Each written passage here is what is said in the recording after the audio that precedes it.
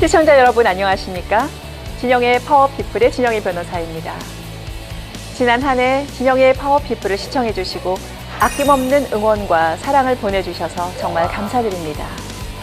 여러분들께 보답하는 마음으로 진영의 파워피플은 올 한 해에도 이 시대의 많은 파워피플을 만나고 또 그분들의 진솔한 삶의 이야기를 함께 나눠보고자 합니다.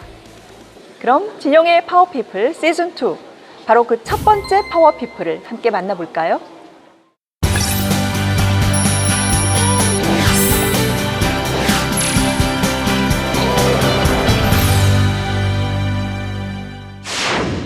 네, 시즌2 첫 번째 파워피플은 바로 국립민속박물관의 관장님이신 천진기 관장님이십니다. 관장님 안녕하세요. 네, 어서 오십시오. 반갑습니다. 네. 저희 박물관 오셔서 참 반갑고 저도 행복합니다. 예, 네. 저는...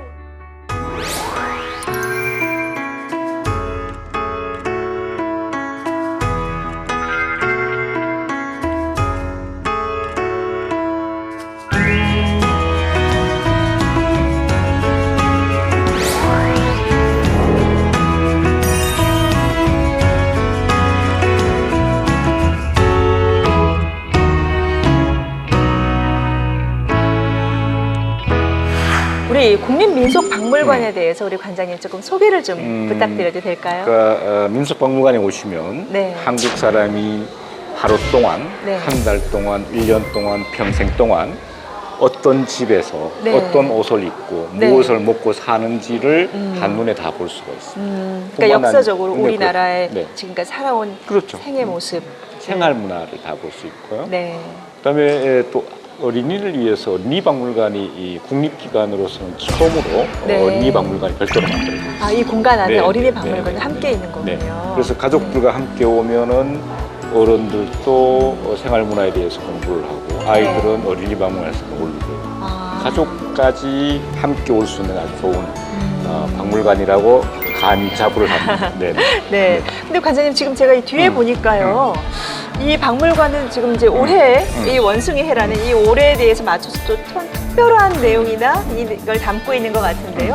이거는 지금 우리 특별전인가요? 이 원숭이에 대한 이 특별전에 대한 소개도 함께 좀 부탁드려도 될까요? 그러니까 우리가 매년 이제 연말 연시가 되면 네. 한 해의 수호동물을 할 수 있는 띠동물을 네. 한 해의 해운으로 덕담으로 뭐 이렇게 풀어가는 이 풍속이 있습니다. 네, 그래서 저희 네. 박물관에는 매년 연말 연시에 네. 그의 수호동물을 할 수 있는 띠동물 특별전을 합니다. 아, 그래서, 띠동물 네, 특별전이요. 그래서 원래는 병신년, 그러니까 네. 그 붉은 원숭이해의 네. 수호동물이 원숭이인 거죠. 예. 그래서 원숭이 특별전을 합니다. 그래서 매년, 그러니까 내년 같은 경우에는 원숭이 다음에 닭이 되겠죠. 그래서 매년 연말 연시에 오시면 저희 박물관에 그의 수호동물인 띠동물을 만날 수가 있습니다. 그래서 네. 오늘 이 제목이 재밌습니다. 원숭이 엉덩이는 빨개. 혹시 그리고 예전에 우리 저희 뭐 거의 구존 동요라고 할 네. 정도로 그 원숭이 엉덩이 원숭이 노래를 엉덩이는 불렀었죠. 빨개, 빨간 것은 사과, 사과는 맞습니다. 맛있어, 맛있는 건 바나나, 바나나는 기름긴 건 기차. 뭐 네. 이런 이야기죠. 나중에 백두산까지 갔었던 네, 기억이 네, 나네요. 근데 왜 원숭이 엉덩이가 빨간지 아셨나요? 글쎄요, 그냥 노래로 당연하게 원숭이 엉덩이는 빨간 걸로만 생각을 해왔네요. 가끔 동물원에 가보면 실제로 빨갛기도 하고요. 그러니까 모든 원숭이가 다 빨간 게 아니고 네. 특히 일본 원숭이들은 피부가 좀 붉은색입니다. 네, 일본 원숭이들에 네. 대해서는. 근데 이제 우리 설화에 보면 재밌는 이야기가 원숭이하고 네, 바다의 개가 둘이 떡을 해 먹었어요. 네네. 근데 떡을 다 했는데 원숭이라는 놈이 그 떡을 들고 나무 위에 올라가 자기 혼자 먹었는 거죠. 네. 그래서 밑에서 개가 아무리 이 애원을 해도 안 죽는 거예요. 근데 원숭이도 뭐 나무에 떨어질 때가 있다고 먹다가 딱그 말이 맞네요. 떡을 떨어뜨려 버렸어요. 네네. 그러니까 개가 그걸 딱 잡고 개구멍으로 싹 들어가 버렸어요. 네. 그러니까 이제 또 반대로 원숭이라는 놈이 들어가서 이 얼굴을 보면서 좀 나눠 먹자고 하니까 주겠습니까? 그럼요. 가는 말이 그런데요. 고와야 오는 말이 곱다고 하는데 그래서 하물며. 원숭이라는 놈이 개 구멍에 엉덩이를 떼고 빵기를 뽕 끼워버렸어요. 네. 그러니까 개가 앞발이 집게발이 두 개잖아요. 네. 그걸로 씹어버렸어요. 그래서 그 이후로 원숭이 엉덩이는 빨갛고 개의 집게발에는 털이 붙어 있어요. 아. 그러니까 이런 이야기인데 아, 원숭이 네. 엉덩이가 빨간 이유가 또 그렇게 네, 재미있는 이야기가 섞여 있는지는 또 네. 오늘 처음 알았습니다. 그래서 그게 이제 타이틀로 뭐 안에 들어가면 네. 원숭이 여러 가지 모습들을 볼 수가 있을 것이에요. 들어가 네. 보시겠습니까? 네.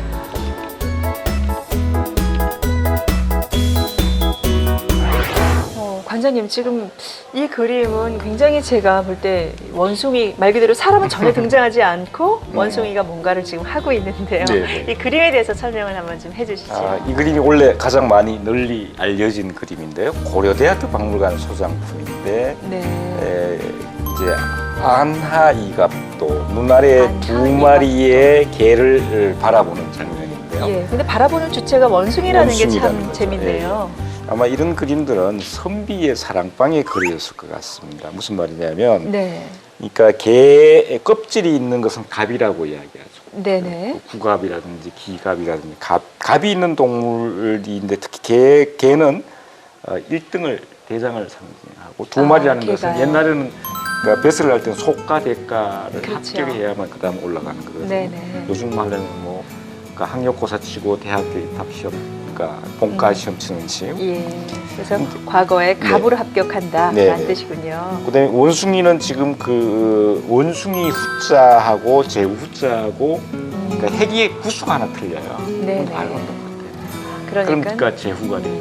그러니까 네, 선비의 사랑방, 선비들이 공부하는 이유가 이제 뭐 인격 도하야도 있겠지만은 이제 벼슬길에 벼슬길에 나간다라는 나가서 뜻이군요. 출세하는, 성공하는 그런 예죠. 그래서 네. 이제 대가 소가를 1등으로 공부를 해서 높은 사람이 네네. 높은 벼슬을 바라면서 이런 그림을 사랑방에 그려놓은 것이죠. 네. 그러니까 진짜 뭐 정말 과거의 뜻이 있는 선비의 방에 네네. 것을 네. 걸어놓을만 하네요. 네네. 네. 근데 이쪽으로 잠깐 오시면은 여기에도 보면 지금 선비의 사랑방에 있는 벼루입니다. 네, 그렇네요. 여기 원숭이 한번 찾아보시겠어요? 지금 여기 보면은 이 원숭이 아, 한 마리가 지금 네. 포도를 따고 옆에 있는데, 있네요. 네. 네. 그러니까 원숭이가 무엇을 따고 있느냐에 따라서 의미가 또 달라집니다. 네. 원숭이가 가장 많이 잡고 있는 게 이제 천도복숭아. 복숭아, 네. 그죠? 제천대성도 천도복숭아를 네, 네. 먹었던 것 같은데요. 근데 천도복숭아는 천도복숭아를 하나 보면 18,000년을 더 살 수 있는 신선의 약이죠. 예. 그러니까 원숭이가 바치는 포도, 그러니까 천도복숭아는 장수, 오래 살아라는 의미가 있습니다. 네네. 근데 이제 여기에는 포도를 좀 따고 있는데 네. 원숭이가 포도 또는 석류와 만날 때는 네. 포도는 송이, 알라리가 전부 자식을 상징하고 그러니까 자식. 석류도 마찬가지죠. 네. 여기서 이제 포도를 따고 있는 원숭이는 그만큼 자식을 많이 이 귀한 자식을, 좋은 자식을 낳기면 바라면서 예. 또 하나는 선비의 사랑방을 넣었다는 이야기는 아까 말씀드린 것처럼 원숭이 후자와 제후 후자가 동체 결합이 돼서 이 그림 속에서 여기에 이제 먹을 갈아서 공부를 하게 되면 부귀단함과 입신 출세를 할 수 있는 그런 여기 보면 지금 전부 사랑방에 네. 그 있는 벼루인데요. 여기도 보면 원숭이가 한 마리가 지금 있는데 똑같습니다. 여기도 보면 원숭이 한 마리가 길게, 여기 있네요. 네, 길게 네. 지금 포도를 따고 있는 모습. 네네. 예. 그래서 이런 부분들이 이제 원숭이의 저거이고요. 예전부터 원숭이 하면 재주가 많은 그러니까 그 동물의 원숭이는 대표적인이었었는데요. 영리하고 재주가 많고 흉내도 잘 내고 그렇죠. 뭐 등등의 네. 이야기를 하는데 이제 가장 큰 것은 원숭이 장깨부리다가 나무에도 원숭이 떨어질 때가 있는 것이죠. 그렇죠. 근데 정말 원숭이 하면 항상 그 재주를 떠올리게 하는 대표적인 동물이었던 것 이거는 같습니다. 보면은 그 서울대학교의 소장이신데 여기 보면 원숭이가 그 소나무 밑에 있는 고승한테 네. 그 원숭이가 불경을 바치는 모습입니다. 저 동물이 원숭이군요. 네, 아마 손오공의 후예축 서유기에 나온 손오공이 삼장목자를 모시고 인도의 불경을 보하러 가는 그런 그림인 것 같아요. 매우 손오공답지 않게 매우 공손한 그림인데요. 그러니까 손오공은 자신만만하지만 그 부처님과 스님한테는 아주 손바닥 안에 원숭이. 부처님의 손바닥 안에 원숭이가 되는 그런 모습이지 네. 않을까 싶은 생각이 듭니다. 네. 관장님 여기 오니까 원숭이가 말 그대로 때로 모여 있는데요. 이거 우리 탈춤에 등장하는 원숭이 네. 탈의 모습입니다. 네네. 붉은색을 띠고 있고요.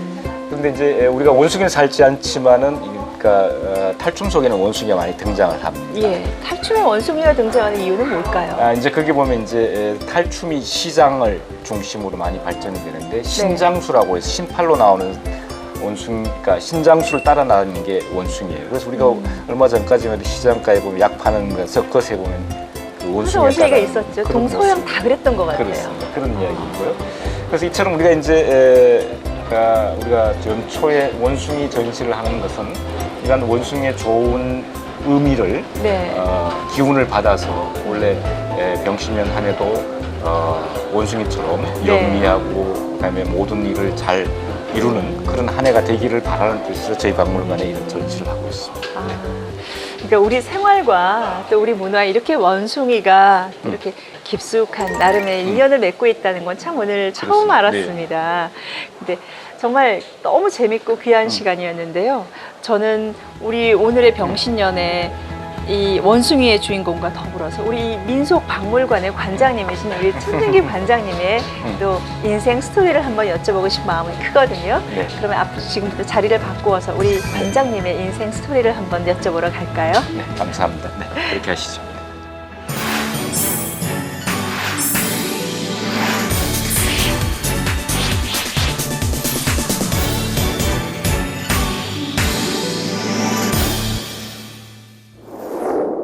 네, 진영의 파워피플, 이제 관장님과 본격적인 인생 스토리를 좀 들어볼까 합니다.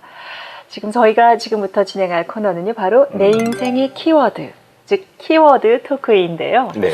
제가 우리 관장님의 인생의 키워드를 살짝 엿보니까 검정 고무신 그리고 어머니 손은 약선 이 두 가지가 우리 관장님께서 뽑으신 내 인생의 키워드시네요.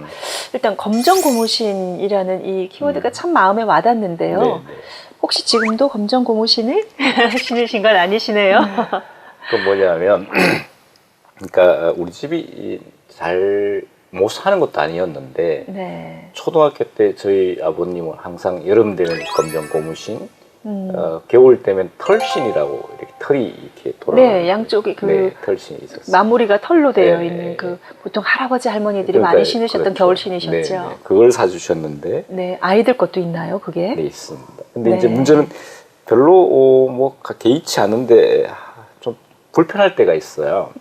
그러니까 이제 제 고향이 안동인데 낙동강이 흘러가는데 여름 되면 이제 학교를 파하고 낙동강에서 이제 멱을 감는데 이제 그 대부분의 아이들은 운동화를 신고 이제 신발을 벗으면 이 발등이 이 햇볕에 노출이 안 되기 때문에 전체적으로 보였습니다. 근데 이 검정 고무신은 이 발가락만 하얗고 발등은 새까맣죠. 그렇죠. 발등 많이 빠져 있죠. 민망스럽죠. 그래서 그때 그 검정 고무신에 대한 투어에 대한 이야기를 말씀하신 것 같고요. 형제분이 굉장히 많으시다고 제가 들은 것 같습니다. 우리 관장님께서. 뭐 옛날에 다 그렇죠. 뭐 우리 어머니도 10남매를 놓으셨으니까. 그러면 형제 자매분들이 10남매가 있으신 거군요. 저희 누님이가 제가 아들로서는 맞이고 그다음에 남동생이 있고 그 위로는 전부 누나가. 그러면 누나가 8명 이남이셨던 가정의 장남이셨어요. 근데 이제 와, 요새로 치면 정말 그 생각하기 어려운 정도의 장남 숫자셨네요. 그래서 사람들이 굉장히 귀하게 자랐고 뭐 그럴 것이라고 생각되는데 좀 전에 내가 알고 있는 건 검정 고무신이잖아.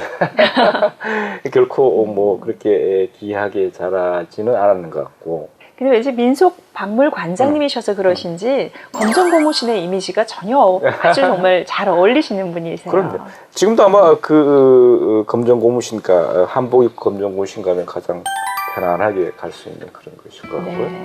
그래서 민속이라는 것은 그러니까 가장 편한 생활 방식입니다.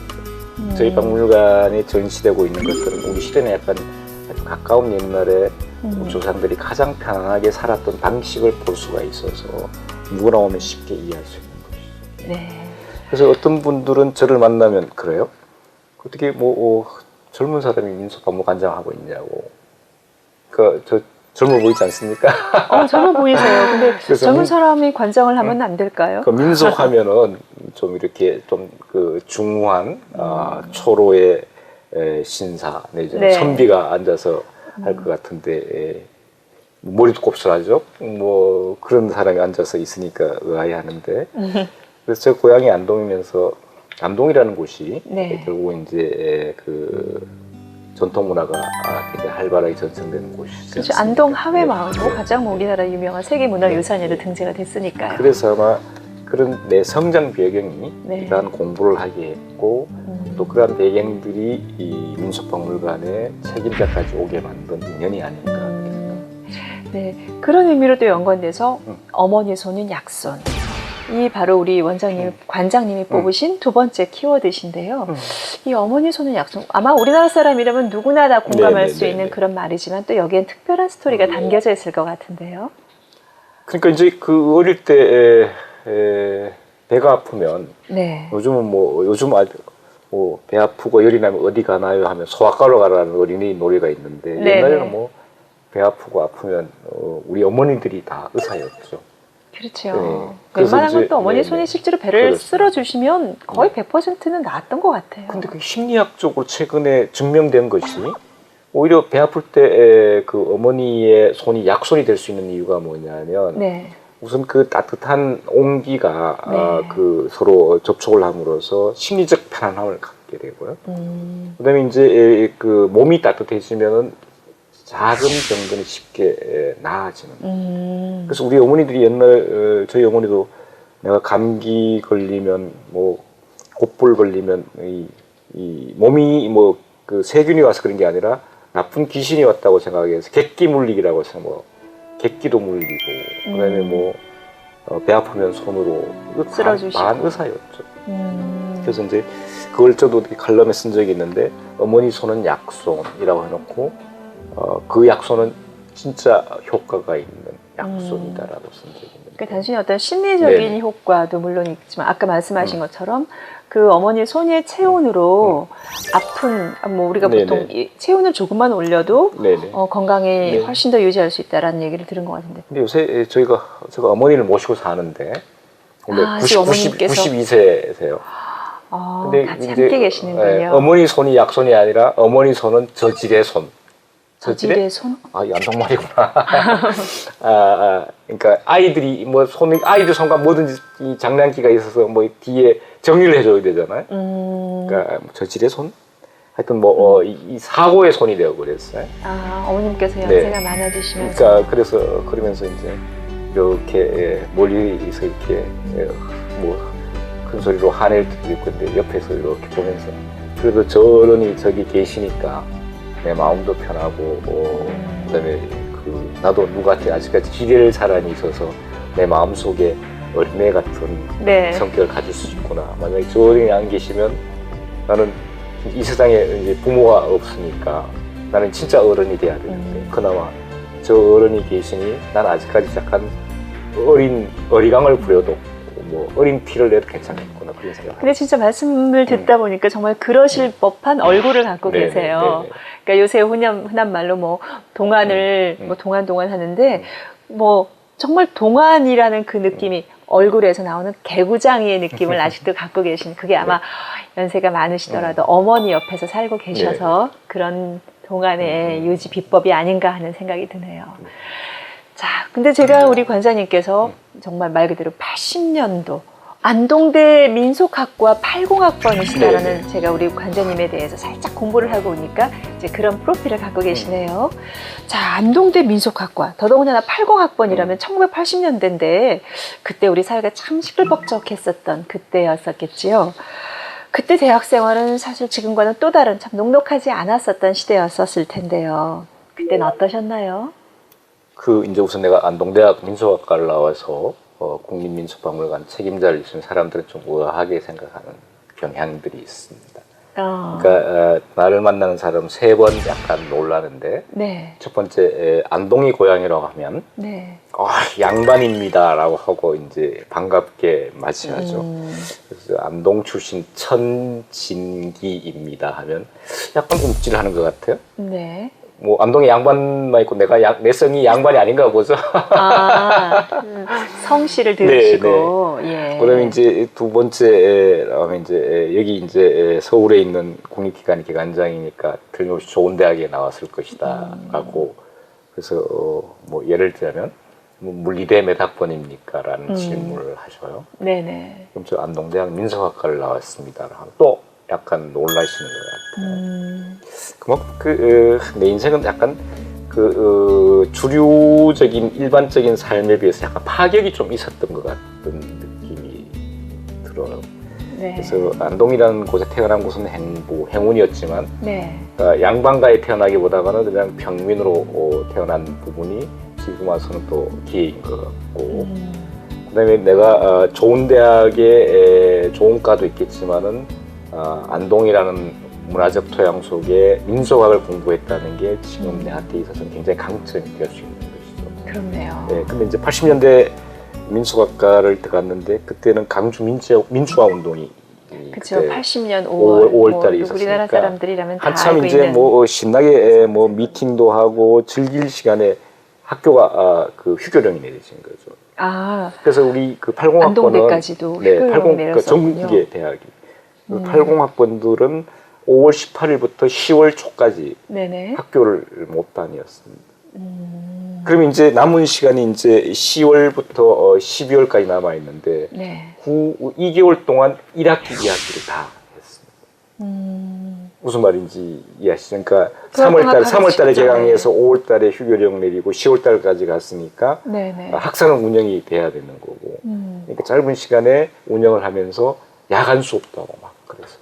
예. 그래서 이제 저희 이 대학의 그러니까 저희 80학번의 아마 1학년들은 캠퍼스의 봄 내지는 그 낭만을 그러니까 1학년들의 그 재기발랄하는 그것을 못 느꼈을 것이 아마 대부분의 것이었는데 네. 아마 그런 그러니까 그 가장 격동기에 입학했었던 네. 그런 세대인데요.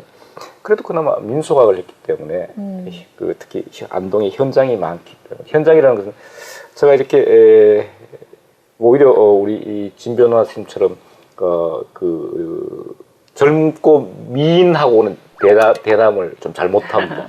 대신에 할아버지 할머니하고는 굉장히 편하게 만날 수가 있습니다. 원래부터의 그 민속학적인 성격도 네. 갖고 계셨군요. 그러니까 그 이유는 뭐냐면 그러니까 민속학은 시골의 할아버지 할머님들을 모시고 공부하는 학문이기 그렇죠. 때문에 그분 한 분 한 분이 다 인간 문화재 아니실까요? 그러니까 한 분의 삶이 도서관 하나인 거예요. 네.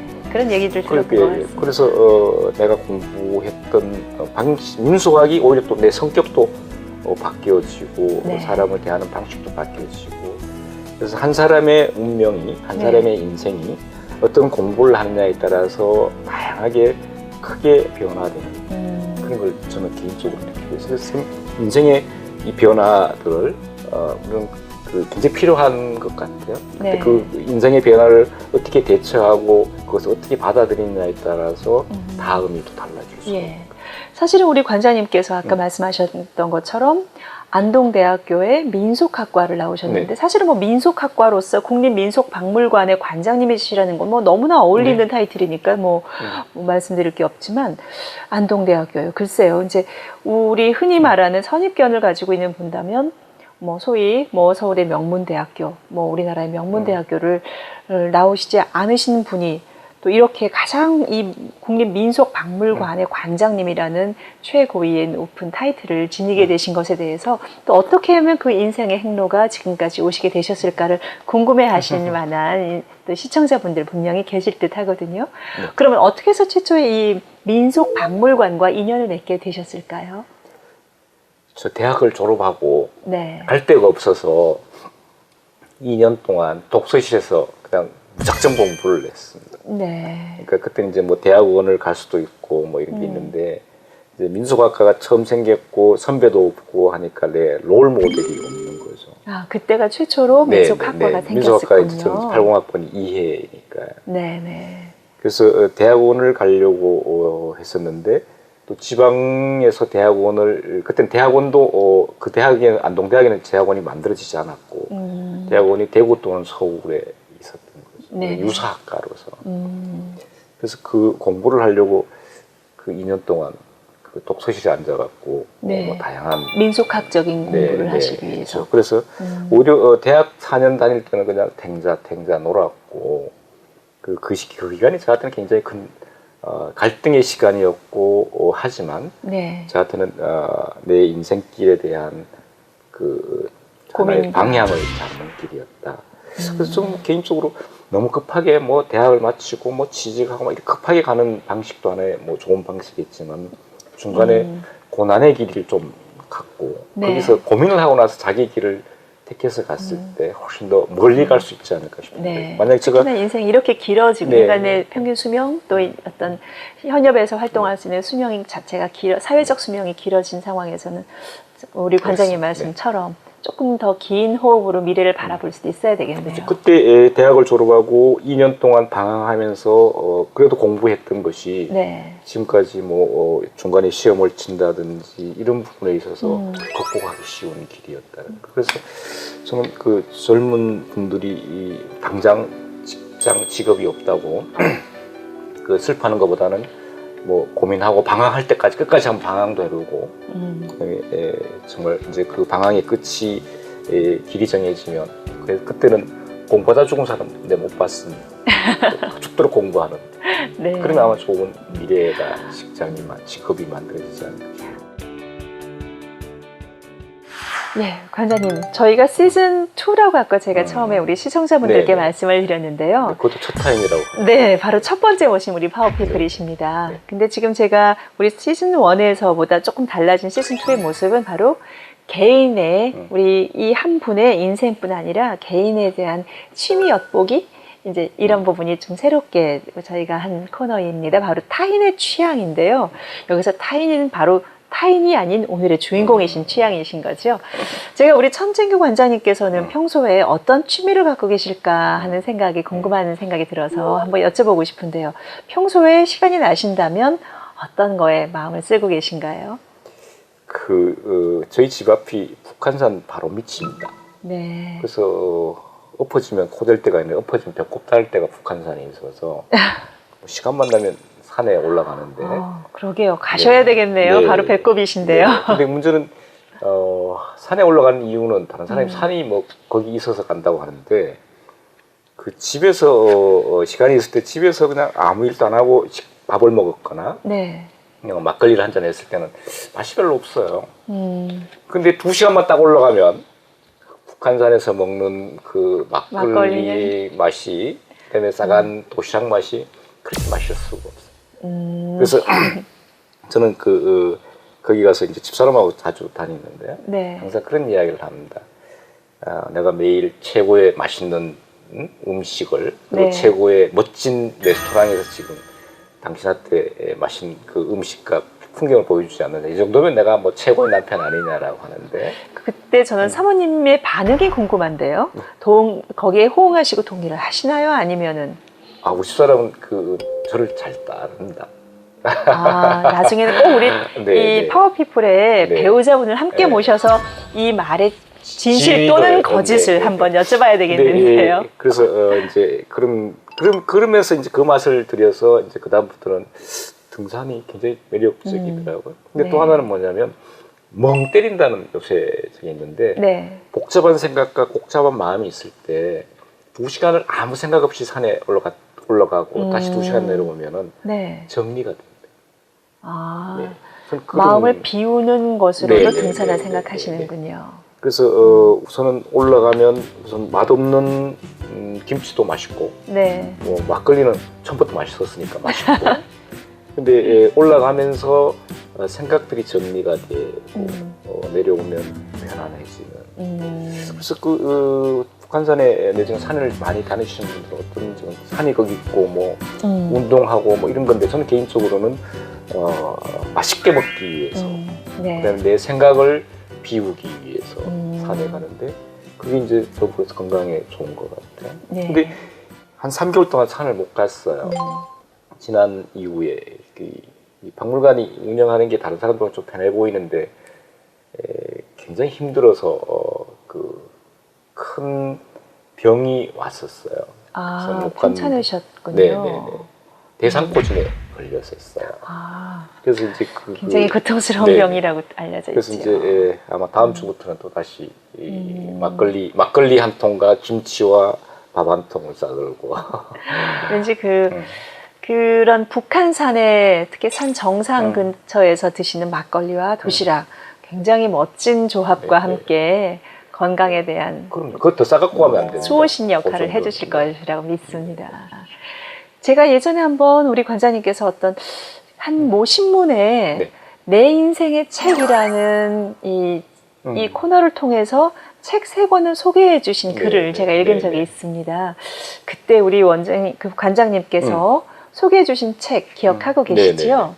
그 책을 꼽으신 이유가 네. 혹시 어떤 것인지, 또 그 책은 어떤 책이었는지 좀 소개 좀 해주시죠. 그러니까 제가 1988년도에 박물관 처음 들어왔는데 네. 그때 선배 88년도면 지금부터 28년 네, 전이시네요. 그러니까 이미. 선배인 이원복 선배님이 나는 박물관에 공부하러 간다는 책이 있었는데 네. 그 책이 굉장히 그 미술사 쪽을 굉장히 쉽게 잘 풀어쓴 책이 있어서 네네. 그 책을 소개했었는데 네. 근데 그 내용을 소개하기보다는 내가 박물관장이 되고 나서 박물관에 오는 관람객들은 어떤 생각으로 하면서 왔으면 좋겠느냐라는 생각을 했어요. 네. 근데 나는 옛날에는 박물관에 공부하러 갔었는데 저는 박물관에 이제 20년 이상을 있으면서 박물관에 공부하러 오는 사람은요 평생 3번밖에 오지 않습니다. 초등학교, 중학교, 고등학교 단체로밖에. 근데 그 박물관은 그런 곳이 아니거든요. 박물관 놀러 오는 곳이에요. 그러니까 그러기 위해서는 맛있는 박물관도 돼야 되고 재미난 네. 박물관도 돼야 되고 와서 쉬는 공간도 돼야 되고 거기서 쉬면서 치유, 힐링의 공간이 돼야 된다고. 역설적으로 네. 내가 박물관에 처음 왔을 때는 박물관은 역사와 문화를 공부하는 곳이고 네. 공부하러 간다고 생각됐지만 내가 20년 동안 있어 보니까 20년 이상 있어 보니까 박물관은 공부하러 오는 곳이 아니라 박물관은 놀러 오고 맛있는 걸 먹으러 오고 쉬러 오고 그러면서 위로도 받고 치유도 받고 그 밑에는 역사와 문화를 그냥 자연스럽게 체득하는 네. 그런 박물관을 만들고 싶어서 그때 제가 꼽아놓고 보는 것은 그 선배에 대한 존경심과 그때 내가 느꼈던 박물관에 대한 관념들을 네. 지금 와서 이렇게 많이 변했다. 이 이야기가 역설적으로 그때는 나는 박물관에 공부하러 간다는 책을 소개한 적이 있어요. 네. 그러니까 오히려 박물관은 신나고 재밌는 공간이어야 그렇습니다. 한다라는 네, 네. 지론을 갖고 계시네요. 네. 이제 놀이공원 가는 것보다는 여기 오면 더 즐거워, 여기가 박물관이 더 즐거워하는 곳으로 바꿔가요. 그 책임은 네. 이제 간장 저희 이제 저를 포함해서 박물관 큐레이터의 몫이죠. 예. 네. 놀이공원과 경쟁하기란 박물관 쉽지 않겠는데요. 저희 박물관에 연간 2014년 작년에는 메리스 때문에 많이 이제 외국인이 많이 떨어졌는데 예. 2014년에 327만 명이 왔습니다. 네네. 뭐 327만 명이면 놀이공원하고 뭐 그렇게 327만 명이요? 네, 네. 하루에 10,000명에서 12,000명 정도 와요. 박물관이라는 문화공간은 왠지 주눅들게 하는 그런 공간이 아니라 네. 재밌고 즐겁고 놀러 가는 곳이 돼야 된다. 그래서 나는 박물관에 놀러 오도록 만드는 책임자입니다. 조금 전에 그 원숭이의 그 컨셉도 굉장히 네. 신나고 해학적이고 귀여운 그런 원숭이로서 정말 아이들이 보아도 또 어른의 눈으로 보아도 참 정겨운 그런 느낌이었는데 박물관은 그 사람들에게 고고학적인 느낌이 아니라 살아 움직이는 현세의 모습을 그대로 담고 있어야 한다는 그런 생각을 갖고 계시는 관장님의 말씀에 저도 적극 동의합니다. 앞으로 놀러 자주 오시겠죠? 그럼요. 아이들과 함께 놀러 오겠습니다. 네, 그렇게 하십시오. 예. 네.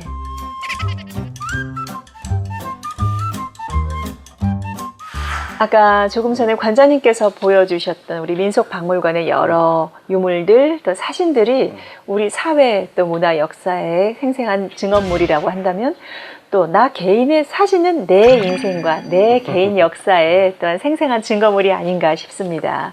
바로 지금 저희가 준비한 이 코너는요, 진영의 파파라치라는 이 코너인데요. 바로 이 부분은 오늘의 주인공이신 파워피플의 인생사를 엿볼 수 있는 그런 사진을 저희가 상징물로서 준비한 코너입니다. 그런데 제가 이걸 보다 보니까요. 이 사진은 우리 제가 한눈에 보더라도 좀 연식이 좀 오래돼 보이는 이런 차 안에 우리 관장님께서 활짝 웃고 계신 사진이네요. 네.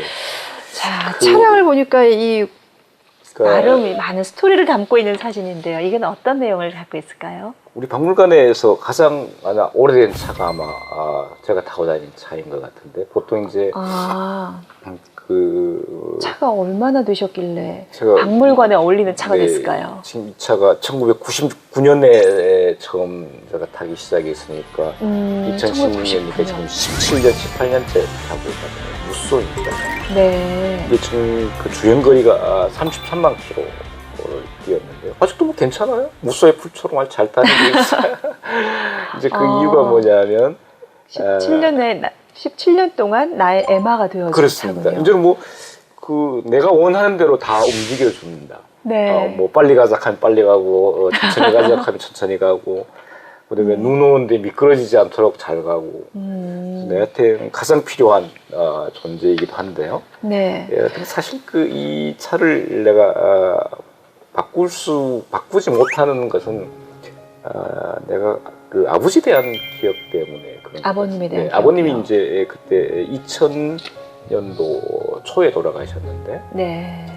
제가 이제 아버님이 편찮을 때 매일 토요일 일요일 그때 차가 좀 작은 승용차였어요. 네. 타고 다니니까 아버님이 위험하다고 어차피 이 당신께서 돌아가시면 거기에 있는 조그만 재산 너가 가질 텐데 그럼 내가 먼저 그러니까 차를 한 대 사줄 테니까 그걸 타고 큰 차 좀 그때 그게 무쏘가 큰 차였거든요. 그렇죠. 네, 그 차를 타고 다니면 안전하지 않는가. 그래서 아버님이 사주신 차군요. 네, 아버님이 사주셨고 그 차를 갖고 매주 토요일 일요일 안동까지 아버지를 배로 다녀오면서 서울에서 안동까지 그런 예. 그 인연 때문에 네. 뭐 일반 차라기보다는 그거는 아버지가 지켜주는 뭐 그런 차라고 생각하고 아주 내가 아버지 말씀은 잘 못 들었는데 잘 안 들었는데 네. 아버지가 사준 저 차는 아주 한 18년 동안 저를 아주 잘 데리고 다닙니다. 진짜 말 그대로 나의 네. 발 같은 네. 그런 따뜻한 나의 에마라는 네. 체온이 느껴지는 그런 차가 되셨겠네요. Take another look around you and spread your wings and fly with me. There's nothing to be from love. 제가 오늘 우리 천진기 관장님과 천진기 국립민속박물관 관장님과 말씀을 나누다 보니까 사실은 저부터도 박물관 또 우리 역사관 이런 거에 대해서 참 지극히 잘 몰랐구나 하는 그런 반성의 마음도 많이 듭니다. 우리 이런 박물관과 역사관, 사실 우리가 외국에 나가보면 굉장히 그 나라에 있어서의 미술관과 박물관이 이 사람들에게 실제 생활에 아주 깊이 들어와 있다는 그런 느낌을 받아서 스스로 부러워했었던 기억이 나는데요. 우리나라에 있는 이 많은 박물관, 이제는 굉장히 좋은 유물들과 함께 이제 시민들에게 그 공간이 활짝 넓어진 것 같거든요.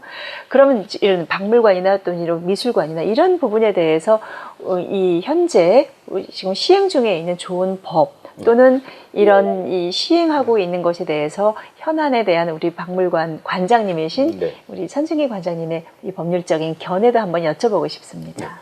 저는 법이 무서운 법만 있는 줄 알았습니다. 근데 이제 박물관 미술관에 관련된 법은 박물관 미술관 진흥법입니다. 박물관 미술관 네, 진흥법. 그것은 뭐냐면 역사와 문화를 담는 그릇으로서 박물관 미술관을 네. 많이 활성화해서 지역의 사람들이 국민들이 역사의 문화의 항유 기회를 넓히자는 취지의 진흥을 위한 법이었습니다. 네. 그래서 저는 개인적으로 이 법이 굉장히 긍정적이고 좋아서 네.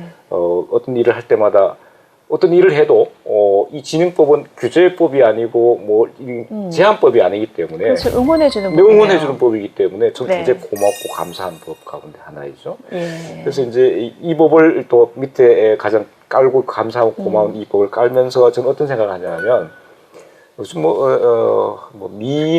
여자의 변신은 미인의 변신은 무죄라고 하는데 사실 박물관의 변신, 미술관의 변신은 무죄여야 해야 된다고 생각합니다. 네네. 이유는 뭐냐면, 그러니까 큰 건물을 지어놓고, 네.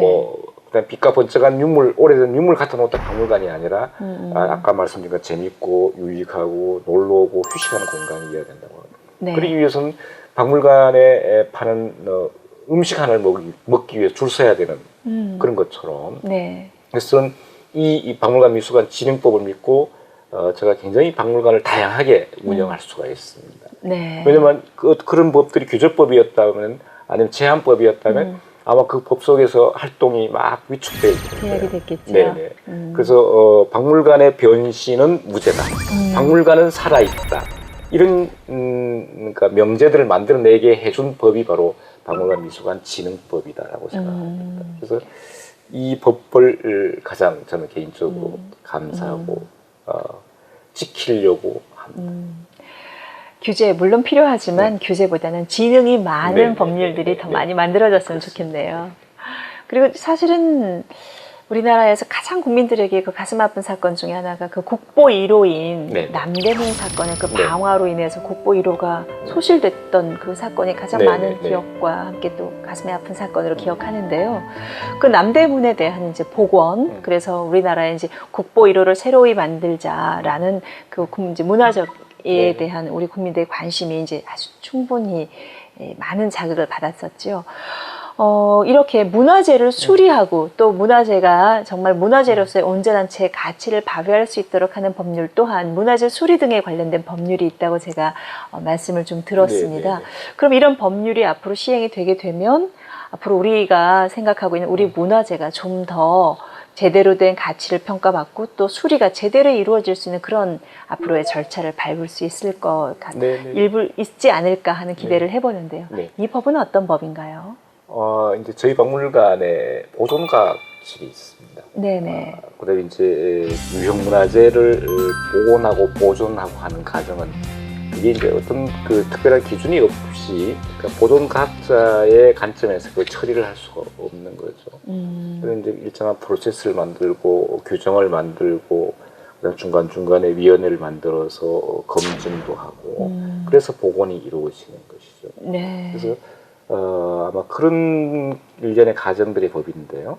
그리고 이제 아까 그 숭례문 이야기를 하셨는데, 그래서 최근에 이제 특히 그 지정문화재에서 숫자의 개념, 1호, 2호, 3호를 바꾸려고 하는 흐름들이 있더라고요. 근데 이제 거기에서는 어떤 부분이 있냐면은 우리 조상들은 1이 2보다 좋다고 생각하는 거죠. 밑으로 내려갈수록 이제 그 가치가 떨어진다고 생각하기 때문에 1호, 2호, 3호는 이 관리 번호인데 네. 이걸 가치 번호로 인식하고 있기 때문에 이걸 아마 바꾸려고 하고 있고요. 그다음에 이제 아까 박물관의 활동은 무죄여야 된다고 네. 말씀을 드렸는데 네. 특히 이제 유형문화재, 국보보물로 지정된 각 고건축이라든지 유물들 같은 경우에는 원형 보존이 우선입니다. 그러니까 원형 보존을 통해서 다음 세대로 역사가 이어져 가도록 연결시켜주는 게 최우선의 법이죠. 예. 그래서 문화재보호법 같은 경우는 아까 박물관 진흥법은 진흥을 위한 법이라면 보호법은 굉장히 좀 그 엄격한 법입니다. 왜냐하면 그것은 역사 문화재 현장, 네. 그다음에 역사 문화의 문화재들을 훼손되지 않고 원형으로 보존해 나가기 때문에. 그래서 거기는 문화재보호법은 문화재청에서 이제 관할을 하고 있는 법인데 네. 그 법은 아까 제가 박물관과 관련된 그 진흥법에 비해서는 엄청나게 무서운 법이에요. 그래서 이제 저희 박물관에 있는 중요 유물들은 문화재보호법에 의해서 관리가 되고, 그다음에 우리가 박물관 활동이라든지 그다음에 박물관의 여러 가지 규모라든지 운영들은 박물관 진흥법에 의해서 활성화되고 있다. 네. 그래서 좋은 유물을 원형으로 오랫동안 보존하면서 이것을 현대인뿐만 아니라 미래인들이 이 편안하게 이용할 수 있도록 해주는 기관이 바로 박물관이다.